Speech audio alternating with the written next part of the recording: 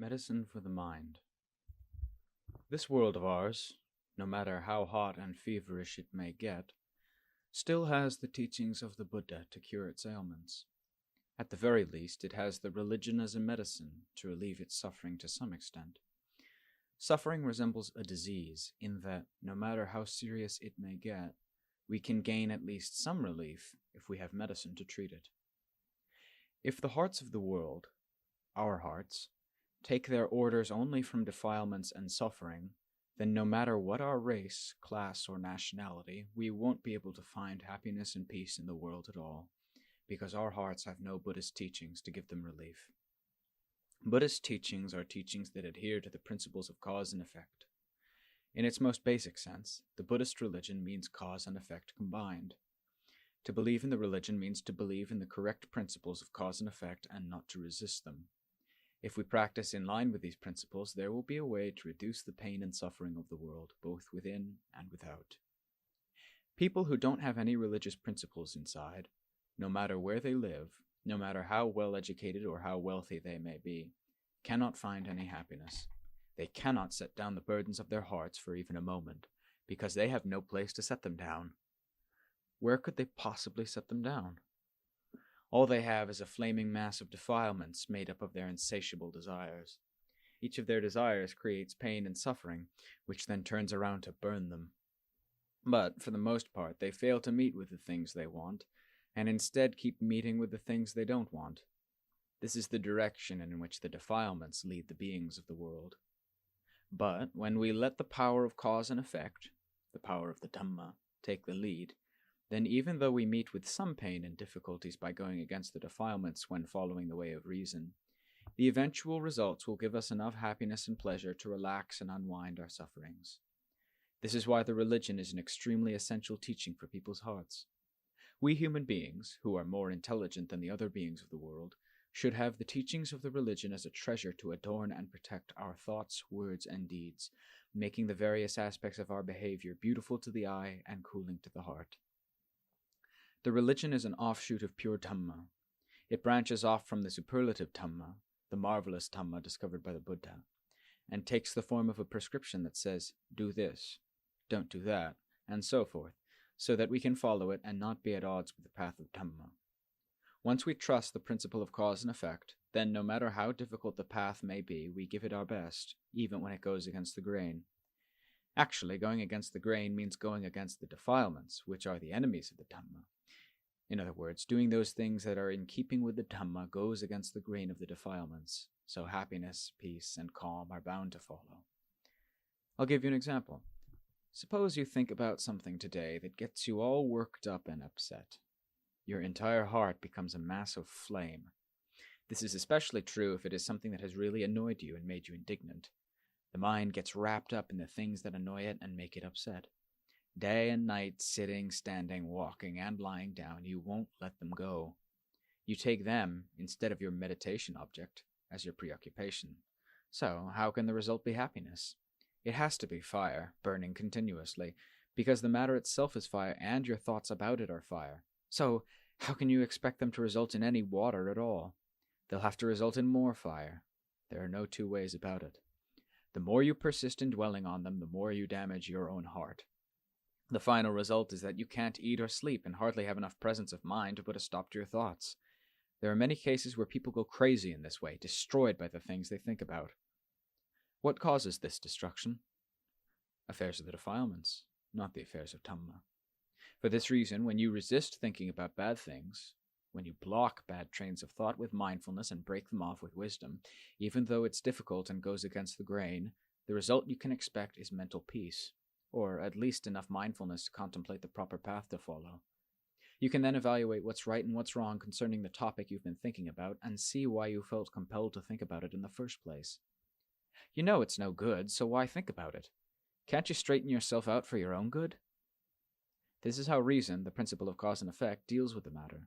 All its deliberations are for the sake of seeing the harm of those preoccupations, since pain and suffering are already clearly obvious in the thoughts of your hot and troubled heart.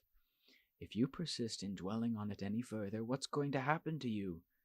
As it is, the suffering is already blatant. If you keep thinking in that way, won't it grow until it overflows your heart? How will you be able to hold up under the strain? If you keep thinking in that way, the suffering will just keep growing. Where will you find the strength to withstand the suffering your thoughts keep churning out about the things that have you so upset? Are you still going to keep thinking about them? Are you still going to keep piling more and more suffering on yourself? Just thinking in this way is enough to bring the mind to its senses. And as soon as the mind comes to its senses, it can begin to calm down and rein itself in. It can try to let go of that preoccupation by using reason to push itself away and bring its thought processes under control. The suffering that resulted from those thoughts will also be brought under control, because the causes, those hot, burning thoughts, have been curbed. And you're able to curb them because mindfulness has reined them in. This is enough to show that your ability to resist those thoughts with mindfulness and evaluate them with wisdom gives calm and peace to the heart. And at that point, the suffering is curbed and disappears. Although the heart can be hard to restrain, hard to control, we should try to think up strategies for unburdening it in this way. Admittedly, this is difficult, but it's a difficulty of the right path, for it results in well-being and happiness. The affair is no longer troubling and upsetting, so our sufferings stop piling on. We have a chance to relax and unburden ourselves of those burning embers, pain and suffering in the heart. This is one principle we can use in evaluating all the bad things that come our way. For example, suppose that people curse you or spread gossip about you. You don't know how many days, how many months ago that curse or that gossip passed through their lips and out of their memory, but you find out about it today and immediately get upset. Actually, you don't know how many months or years ago the breath with which they cursed you or gossiped about you passed through their lips, but now a new breath passes through somebody else's lips and into your ears. They said this about you. Mr. X and Miss Y said these awful things about you. This second breath is the one you grab onto for no good reason and end up burning yourself with it. This is because of your own wrong assumptions. If that second person hadn't told you, your heart would have been perfectly fine, even though those other people actually said those things about you. At the time it happened, you didn't feel anything at all because your heart hadn't stirred itself up to be aware of those things. Your mind was in its normal state, unaffected by pain or distress. If we're mindful when people say these sorts of things, we immediately realize that nothing good can come of it, so why should we grab hold of it to defile the mind? We've already had experience with dirty things, haven't we? When we walk along a road and come across something dirty, we give it a wide berth. We don't want to touch it, not even with the soles of our feet, because we know that there's nothing good about it. If we touch it, we're sure to get dirty too. So why do we like to let the mind roll around in things we know are dirty? Why do we like to mess with them and think about them? It's stupid to let ourselves get worked up over such things to the point where the entire mind is defiled and burning hot. When we think in this way, we can put a stop to those thoughts and concerns. The moment we start thinking about them again, mindfulness is there, quick and alert, so that we can let them go instead of holding on to them to burn the heart again and again. If you use this principle of Dhamma as a medicine to protect yourself in all your activities, your mind can keep its equilibrium and will rarely ever harm itself with the things that make contact through your senses of sight, hearing, smell, taste, and touch. Even if the thoughts that arise exclusively in the mind disturb you with unpleasant memories from the past, you'll be able to shake them off immediately because mindfulness and wisdom are right there with the heart. You get immediate results as soon as you put them to use. Problems arise only when we completely forget our protectors, mindfulness and wisdom, and let bad things come in and trample our hearts so that we must endure the resulting pain. If we could admit the fact that suffering comes from our own stupidity and heedlessness, there would be no reason to complain about it. In fact, people all over the world do complain. Why? Because they don't want to suffer. If they don't want to suffer, then why do they keep thinking in ways that lead to suffering? Because they aren't alert to what's happening inside themselves. When this is the case, what can they use to be alert to these things? They have to use mindfulness and wisdom to keep up with what's happening inside the mind. In that way, they can hold on to at least something for themselves in the beginning stages of the practice. With constant practice, they'll eventually be able to keep up with everything that happens inside the mind. This is how we use Buddhist principles to deal with our minds. If all of us in the world used reason as our guide in both our internal and external affairs, we would all understand and avoid anything that posed a danger to us individually or to the common good. We wouldn't persist in destroying ourselves and others by flirting recklessly with dangerous mental states. At the same time, we'd reflect in ways that produce benefit to ourselves and the common good. The whole world would prosper and flourish, and we'd all be happy and at peace. When we take Buddhist principles as our guide, they lead us in the direction of peace through correct practice in line with the principle of cause and effect, which is a universal principle leading to the prosperity of the world.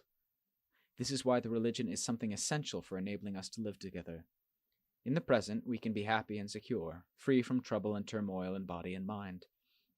If the religion spreads out through society so that each person feels this way, the world will be at peace. When we turn to consider the future state of the mind, what trouble can the mind come to when it holds to reason as its basic principle, when it has Dhamma within? After all, the mind itself produces its own troubles. So, if it doesn't produce trouble for itself, and if it has the Dhamma as its protection, then no matter what world the mind goes to after death, it won't be oppressed by pain and suffering. The principles of Dhamma teach that a mind possessing inner quality is unlikely to be reborn in a place where it will meet with suffering and pain, because it hasn't made the type of karma that could force it to go there. All it has is the goodness, the inner worth, that will support it and convey it to good destinations, one after another. That's what its future holds in store. A person who practices Dhamma, who has Dhamma in the heart, is far different from a person without any Dhamma.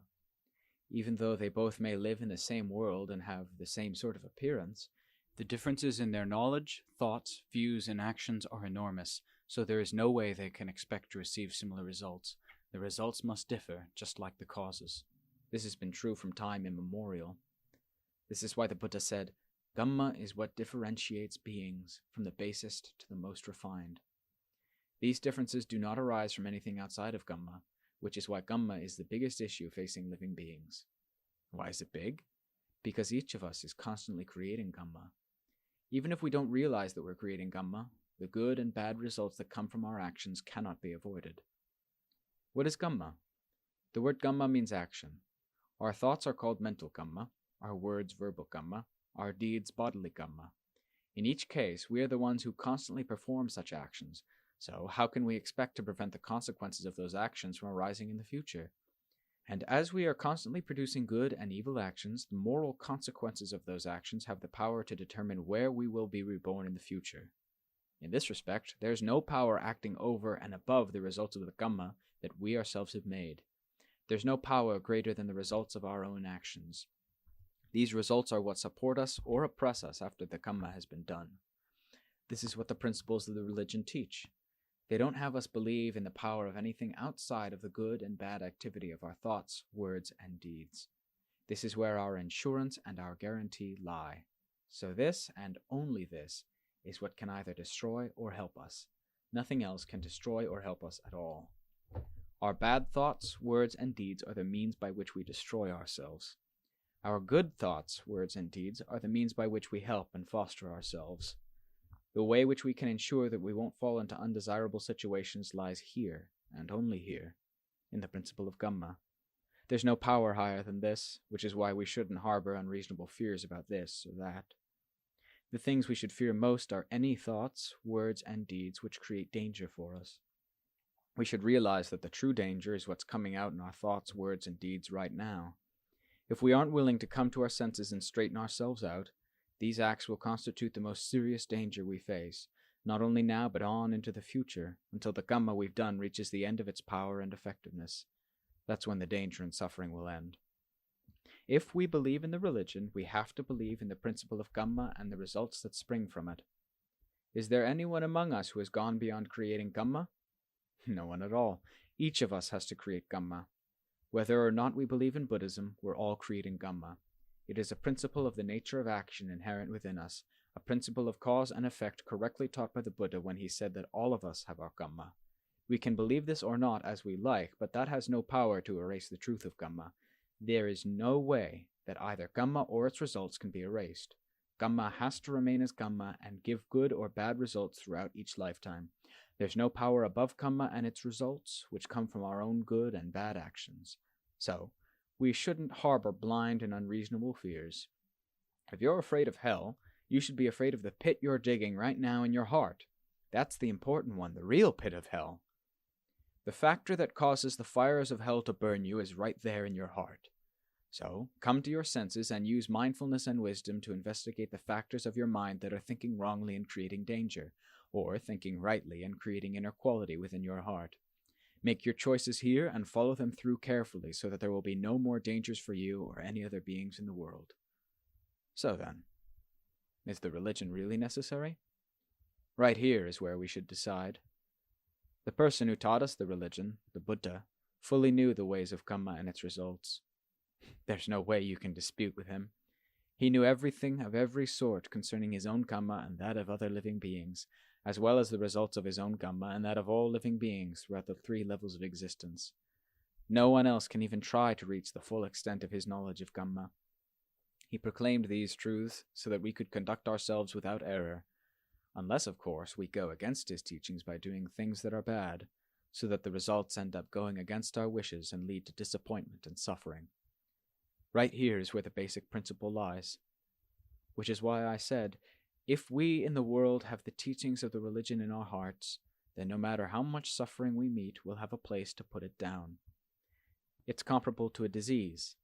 If we can treat it with medicine, instead of simply letting it follow the full course of its strength, there's a chance for us to recover.